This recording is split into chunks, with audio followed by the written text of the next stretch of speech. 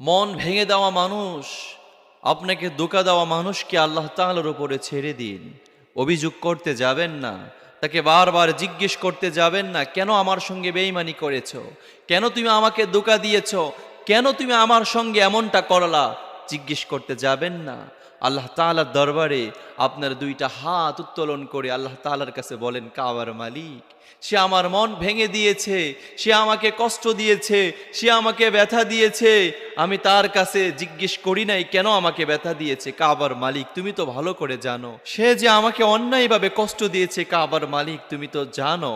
ও কাবার মালিক, আমি দুনিয়ার কারো কাছে বিচার দিচ্ছি না, তোমার কাছেই বিচার দিলাম। কাবার মালিক, তুমি এটার বিচার করিও। আল্লাহর কসম করে বলছি, আপনাকে যে মানুষটা কষ্ট দিয়েছে তার বিরুদ্ধে যদি আল্লাহ তাআলার দরবারে আপনি নালিশ করতে পারেন, বিচার দিতে পারেন, কাবার মালিক আপনার চোখের সামনেই বিচার ফয়সালা করবে। আপনি দেখবেন সেই মানুষটা জমিনের মধ্যেই এমনভাবে পুঙ্গু হয়ে যাবে, তার দ্বিতীয়বার উঠে দাঁড়ানোর সক্ষমতা সে খুঁজে পাবে না। এই জন্য বলি, অভিযোগ নয়।